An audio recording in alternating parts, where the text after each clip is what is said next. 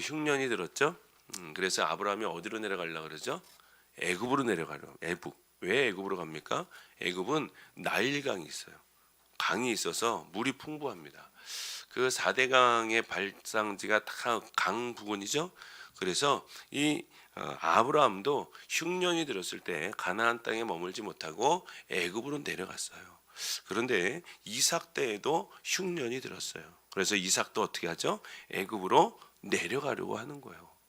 여러분, 이때 당시에 누구나 다 정상적인 생각이라면 흉년이 들었을 때 물이 풍부한 곳으로 간다는 건 정상적인 생각입니다. 그런데 하나님께서 나타나셔서 이삭에게 뭐라고 말씀하십니까? 가지 마라. 가지 마라.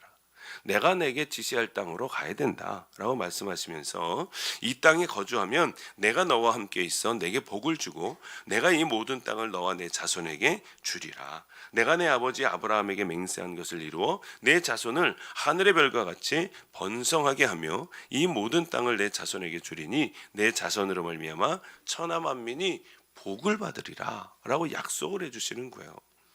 이에 이삭이 하나님의 말씀에 순종합니다. 오늘 말씀의 핵심입니다. 이삭이 하나님 말씀에 순종했습니다. 여러분, 이게 복이에요. 이게 복이고 이게 은혜입니다.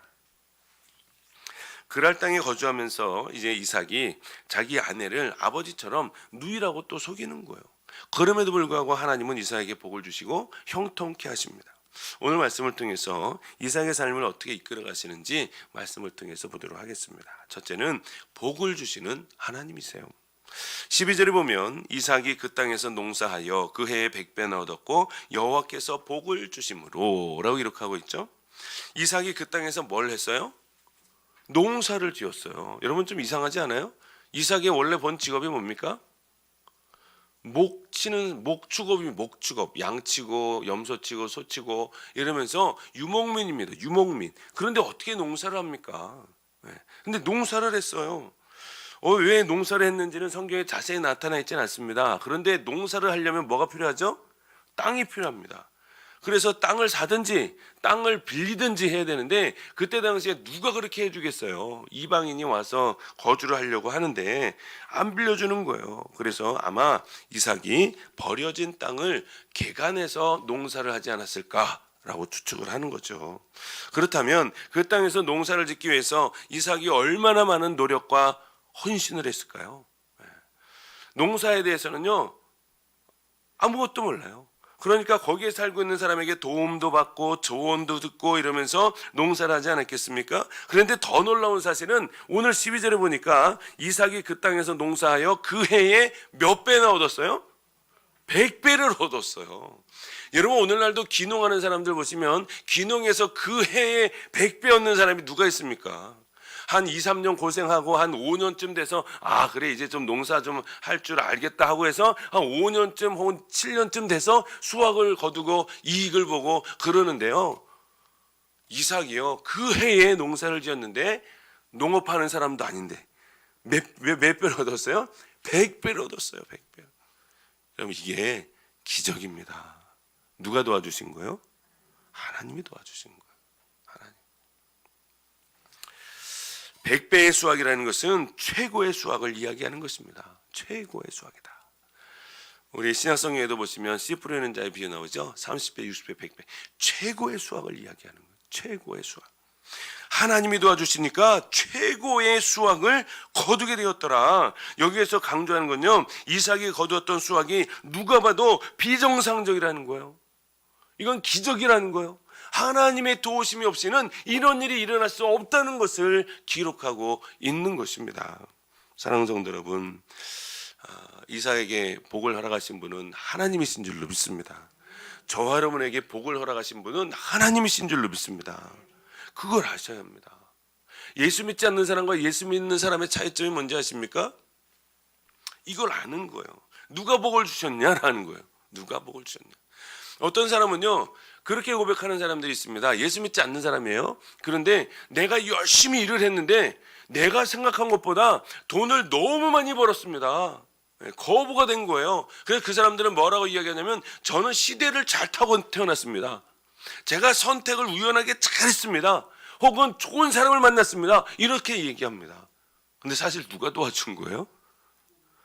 보이지 않는 신이 아마 절 도와줬을걸요. 막 이렇게 얘기한 분들 있어요. 근데 하나님이 도와주시는 거예요. 근데 예수 믿는 사람은 뭐라 그러죠? 복 받으면 하나님이 하셨다라고 이야기하는. 이게 달라요. 이게 달라요. 저 여러분은 복이 하나님으로부터 온다는 것을 아는 줄로 믿습니다. 이삭에게 자식 농사는 그리 성공적이지 않았습니다. 아들이 몇 명 있죠? 2명이에요. 에서와 야곱. 그런데 농사를 지었더니 몇 배예요? 100배, 100배. 하나님께서 아브라함에게 약속하신 그 약속을 농사를 통해서 이루어주는 그것을 미리 보여주시는 거다라고 볼 수 있습니다. 이삭의 축복은 여기서 끝나지 않습니다. 13절에 보니까 그 사람이 창대하고 왕성하여 마침내 뭐가 됐어요? 거부가 됐어요. 거부가 됐어요. 창대하고 왕성하고 거부가 되었다, 이 말은요 다 똑같은 말이에요. 다 똑같은, 히브리어로 보면 다 똑같은 말이에요. 크다라는 뜻, 크다. 그래서 하나님이 복을 주시니 이삭이 커지고 커져서 엄청나게 커졌더라, 이 말을 하는 거예요. 엄청나게 커졌더라. 그래서 창대하고 왕성하여 거부가 되었더라. 여러분, 우리도 마찬가지죠. 우리가 이삭의 삶을 보면서 우리는 뭘 생각하냐면, 아, 나도 몇 배의 복을 받고 싶다? 100배의 복을 받고 싶다. 그런 생각을 하는 거예요. 그런데 여러분, 우리는 이삭처럼 100배의 복을 받고 싶다라고 결론만 보고 그걸 생각하는데, 사실은 이삭이 축복을 받게 된 이유를 생각하지 않습니다. 이삭이 복을 받게 된 이유가 뭐예요? 순종이에요. 순종. 순종 어렵습니다. 쉽지 않아요.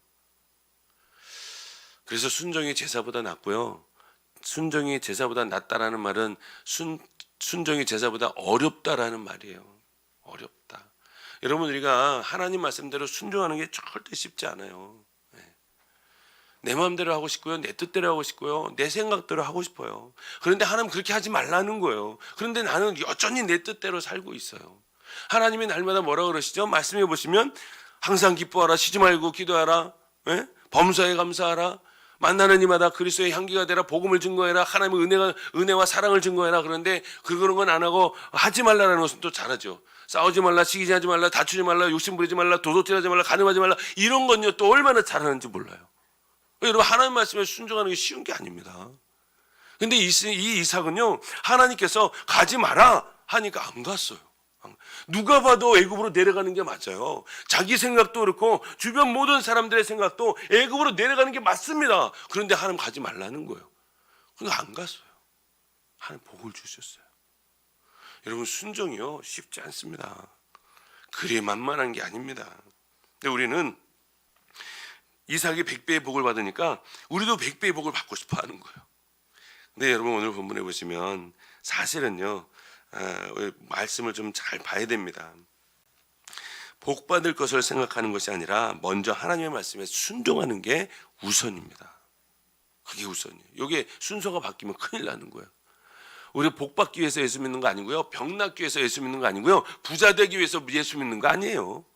예수 믿으니까 복을 받았더라, 예수 믿으니까 병이 치유됐더라, 예수 믿으니까 평안해졌더라, 이게 이렇게 돼야지. 요 순서가 거꾸로 되면요 기복주의, 완전히 기복주의. 예수 믿으면서 항상 조건적이에요. 하나님 이거 하면 이거 해주실 거죠? 요거 하면 이거 해주실 거죠? 이거 하면 이건요 신앙이 아닙니다. 이건 신앙이 아니에요. 하나님하고 거래하는 거예요. 거래.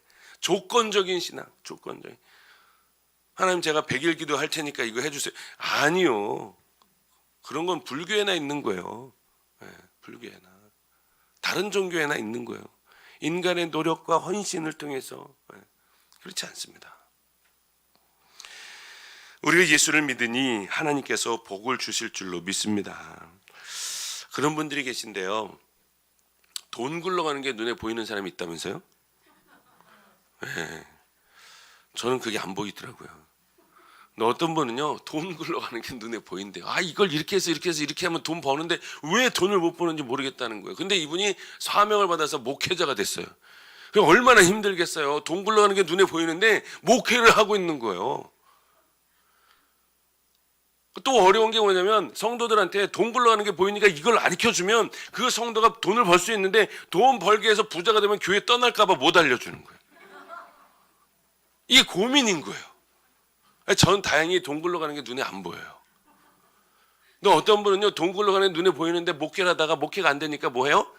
목회 그만두고 사업하러 가는 거예요. 돈 벌러 가는 거예요. 여러분, 우리는요 사실 하나님의 말씀에 순종하는 게 중요한 줄로 믿습니다. 그게 중요한 거예요. 많은 사람들이 불법을 자행하고 타협하고 그러면서 돈을 벌어도 나는 하나님 앞에서 정직하게 하나님의 방법대로 돈을 벌겠습니다. 이게 신앙 아닙니까? 이게 하나님의 말씀에 순종하는 거예요. 이게 순종하는 겁니다. 다른 게 순종하는 게 아니라. 그런데 우리는 그렇지 않죠. 얼마나 많은 미혹과 유혹이 있는지 모릅니다. 그걸 믿음으로 잘 이겨내야 할 줄로 믿습니다. 저 여러분의 삶이 하나님의 말씀에 온전히 순종하는 자 되기를 소망합니다. 두 번째는요, 지경을 넓히시는 하나님이세요. 지경을 누가 넓혀주세요? 하나님이 넓혀주시는 거예요. 14절에 보면 양과 소가 떼를 이루고 종이 심이 많음으로 블레셋 사람이 그를 시기하여 그 아버지 아브라함 때에 그 아버지의 종들이 판 모든 우물을 막고 흙으로 메웠더라 라고 기록하고 있어요. 이삭이 받았던 복이 너무 큰 거예요. 누가 봐도 너희들이 섬기고 있는 신이 너희를 도와준 것 같다. 이 누가 봐도 그런 거예요. 그러니까 이방 사람들이 볼 때도요, 주변 사람들이 볼 때 그게 그럴 수밖에 없는 거예요. 아니, 농사를 첫 해 지었는데 어떻게 100배를 얻어요? 이런 일은 없어요. 그런데 농사에 농자도 모르는 사람이 했는데 100배를 얻은 거예요. 그러니까 주변 사람들이 봐도 너무너무 신기한 거죠. 그러면서 부러워했는데요. 이 이방 사람들이 부러워하는 것에서 끝나면 괜찮은데 뭐 했어요? 시기를 했어요. 이게 문제입니다. 이 이삭에게 위기가 온 거예요. 위기. 하나님께 복을 받았어요. 어마어마한 복을 받았는데 위기가 왔어요. 이방 사람들이 어떻게 했어요? 시기를 했어요. 시기하면 15절에 보니까 어떻게 해요? 그 아버지 아브라함 때에 그 아버지의 종들이 판 모든 우물을 막고 흙으로 메웠더라. 여러분, 물이 없으면 못 살아요. 여기 이 팔레스타인 지방은요, 절대로 물이 없으면 못 삽니다. 그래서 목축업도 안 되고 농사도 안 되고 먹을 물도 없고 음식도 못 해 먹습니다. 그러면 이 위기에서 어떻게 하느냐라는, 어떻게 하느냐. 우리는 말씀을 볼 때 이 이삭이 100배의 복을 받았다라는 것은요, 딱 두 줄이에요. 두 줄. 그런데 오늘 본문에 보시면 이 위기에 처한 이삭이 그 위기 극복을 믿음으로 어떻게 잘 극복해 나가느냐가 쭉 설명되어 있어요. 그러면 뭐가 더 중요하다는 거예요? 두 줄이 중요합니까? 나중에 설명된 게 더 중요합니까? 설명된 게 훨씬 중요하죠. 100배의 복 받은 게 중요한 게 아닙니다. 이 이삭이 어떻게 믿음으로 이 위기를 잘 극복해 나가느냐, 이게 신앙 생활이라는 거예요. 그래서 이게 중요한 거예요. 우리의 삶이 하나님 앞에 100배 복을 받느냐 1000배 복을 받느냐, 이게 중요한 게 아니라 우리가 이 믿음의 과정 속에서 하나님의 말씀대로 잘 믿음으로 이 어려운 난관을 어떻게 극복해 나가느냐, 이게 중요하다라는 것입니다. 그랄 왕 아비멜렉이 이삭에게 찾아옵니다. 이 이삭이 점점 강해지니까요, 점점 거부가 되고 수요도 많아지고 사람도 많아지고 힘이 세지니까 찾아와서 뭐하죠? 특단의 조치를 취하게 됩니다. 16절에 보니까요, 아비멜렉이 이삭에게 이르되 내가 우리보다 크게 강성한즉, 아비멜렉보다 강성해졌어요. 그러니까 어떻게 하라는 거예요? 떠나라는 거예요. 너네 떠나라. 여러분, 이삭이 지금 힘이 없습니까? 능력이 없습니까? 물질이 없습니까? 뭐가 없습니까? 지금 강성해졌어요. 그런데 떠납니까? 안 떠납니까? 떠납니다. 떠나라. 그러니까 떠나는 거예요. 이삭은요, 성격이 굉장히 온순했어요. 누구랑 싸우질 않아요. 다투질 않아요. 그걸 좀 싫어하는 것 같아요. 떠나는 거예요. 16절에 보면 우리를 떠나라 그러죠. 그랬더니 17절에 이삭이 그곳을 떠나 그랄 골짜기에 장막을 치고 거기 거류하며, 그렇죠? 그랄 지역을 떠났어요. 어디로 갔어요? 그랄 골짜기로 갔어요. 꽤 먼 거리에 골짜기에 가서 장막을 치고 거기에 거류합니다. 거기에 거류하려면 또 뭐가 있어야 돼요? 우물이 있어야죠. 여긴 우물을 빼고는 살 수 없다니까요. 그래서 우물을 파야 되는데 너무 힘든 거예요. 우물 처음 파는 건 너무 힘든 일이에요. 쉬운 일이 아닙니다. 한참을 파야 되고요, 많은 사람이 파야 되고요, 깊이 파야 되고요. 그런데 이미 파놓은 것을 파면 더 쉽겠죠. 그러니까 아버지 때 파놨던 것을 다시 파는 거예요. 자, 18절에 보니까 그 아버지 아브라함 때 팠던 우물들을 다시 팠으니 이는 아브라함이 죽은 후에 블레셋 사람이 그 우물들을 메웠습니다. 이삭이 그 우물들의 이름을 그의 아버지가 부르던 이름으로 불렀더라. 이삭의 종들이 골짜기를 파서 샘 근원을 얻었더니, 네. 이삭이요, 아버지가 팠던 그 우물들을 팠고 또다시 샘 근원을 얻었어요. 그랬더니 그랄 목자들이 이삭에게 찾아와서 또 뭐라 그러냐면 20절에 보면 그랄 목자들이 이삭의 목자와 다투어 이르되 그 이 물은 우리의 것이다 라고 이야기해요. 우리의 것이다. 그래서 이삭이 에색이라고 합니다. 에색. 거기 있는 우물 이름을 에색이다. 에색은 다툼이다 라는 뜻이에요. 다투지 않아요. 또 딴 데 가는 거예요. 참 대단하죠. 21절에 보면 또 다른 우물을 팠더니 또 다른 우물을 파는 거예요. 그들이 또 다툼으로 그 이름을 신나라 하였으며, 신나는 대적한다라는 뜻이 대적한다. 22절에 보면 또 다른 곳에 가서 우물을 파요. 싸우지 않아요. 또 딴 데 가는 거예요. 이삭이 거기서 옮겨 다른 우물을 팠더니 그들이 다투지 아니하였으므로 그 이름을 르호봇이라 하여 이르되 이제는 여호와께서 우리를 위하여 넓게 하셨으니 이 땅에서 우리가 번성하리로다 하였더라 라고 이렇게 하고 있어요. 여러분, 결국 하나님의 도우심으로 이삭은 지경을 넓히게 됩니다. 누가 도와주셨어요? 하나님이 도와주셨어요. 이삭은 뭐 했어요? 싸워서 전쟁에서 쟁취했습니까? 아니면 안 싸우고 피했습니까? 피해 다녔어요. 여기에서 이거 뺏기면 또 딴 데 가서 파고, 이거 뺏기면 또 딴 데 가서 파고 이랬는데 하나님께서 오히려 그의 이삭의 지경을요 넓혀주시더라라는 거예요. 이게 하나님의 방법입니다. 이게 하나님의 방법. 우리 인간적인 생각으로는요, 쟁취하고 싸워서 정복하고 넓히고 확장해야 되는데 하나님의 방법은 그게 아니라니까요. 이삭은 그러지 않았어요. 그런데 하나님께서 그의 지경을 넓혀주시고 그를 그 땅에서 번성케 하시더라라는 거예요. 왜 르호봇에서는 그랄 사람들과 다투지 않았을까요? 그랄 사람들이 왜 이삭과 다투지 않았을까? 여러 가지 이유를 볼 수 있는데요. 사실은 첫째는요, 여러 가지 이유 중에 하나는 이삭의 성품이 온유했기 때문에라도 볼 수 있어요. 온유했기 때문이다. 이삭이 사람과 싸우는 거나 뭐 다투는 이런 걸 안 좋아하는 것 같아요. 그래서 이삭의 성품이 온유했기 때문에 안 싸웠을 것이다. 혹은 또 다른 건요, 그랄과 그랄 골짜기가 아주 멀리 떨어져 있었기 때문에 아마 안 싸웠을 것이다. 그리고 또 한 가지는 가장 중요한 건데요, 하나님께서 말씀하셨기 때문에 그 말씀을 지키려고 애를 썼기 때문에 안 싸운 것이다. 그런 거죠. 그러니까 하나님 말씀에 순종했기 때문에 안 싸운 거죠. 여러분, 우리가 순종은요 성품으로 하는 게 아니에요. 성품 좋다고 순종 잘하지 않습니다. 또 참 잘 참는다 그래서 순종 잘하는 게 아닙니다. 순종은 뭘로 하는 거냐? 믿음으로 하는 줄로 믿습니다. 믿음으로 하는 거예요. 여러분, 아무리 성품 좋은 사람도요, 자존심 한번 딱 건드리잖아요, 그럼 뒤집어집니다. 뒤집어져가지고요, 뭐 얼굴이 울그락불그락 해가지고 얼굴이 시뻘개지고요, 화를 내고 신경질 내고. 여러분, 그렇지 않은 사람이 없어요. 없습니다. 우리는 다 연약하기 때문에 어쩔 수 없어요. 우리가 성품이 아무리 좋아도 순종하는 게 아니에요. 인내한다고 되는 게 아닙니다. 오직 하나님께서 이삭에게 하신 약속의 말씀이 있기 때문에 그 약속의 말씀을 믿기 때문에 그 믿음으로 순종하는 줄로 믿습니다. 믿음으로 순종하는 거예요. 그래서 하나님이 우리의 마음을 보시고 믿음을 보시고 기뻐하시는 거예요. 믿음으로 순종하니까요.